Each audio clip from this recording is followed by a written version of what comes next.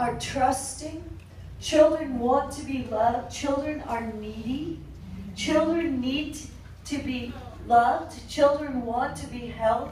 Children want to connect with Abba. Children are absolutely the ones that we need to emulate in the kingdom of God. We need to be like children. And it doesn't always feel good to be like a child when you want to grow up. But God called you to grow down. And we, as adults, want to grow up. And He keeps saying, come on, I'm asking you to be like a child. What does a child do that others don't do? They believe. They believe they can give a lunch to Jesus and He can make it feed a multitude. Shekaraba, do you? You say yes. But do you really? See, Jesus literally wants to make us so childlike that we're so dependent that we literally don't have anything unless He gives it to us. Why is it that the kingdom of God breaks forth for two groups of people? He talks about two groups of people that the kingdom breaks forth for. Who are they? The poor and the children.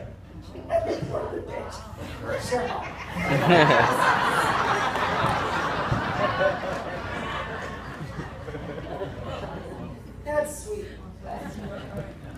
If you have 6 houses and 5 Lexus or whatever you like, that's fine. I have no problem with that. But there are two groups that He literally talks about that we need to become like for the kingdom of God to break forth. It's not about what you have or not have physically. It's about the attitude of your heart. Because if we literally had to shrink down and look the size of you, which is a lovely size, it would be impossible for us. If we all had to be completely poor and have nothing, some of us, it would be impossible, because it would just be impossible. We would not have the ability to have nothing. We would have the ability to be the size of this little sweet little girl, because our bodies actually grow and we actually sometimes have things. So what does it mean to still grow physically in stature and in years and still be like a little child? What does it mean to stay poor in spirits even if you have things? What does it mean? If Jesus said, I want you to become like a child, to become great in the kingdom means that you become small. To become great in the kingdom means that you become small. And that you need. Do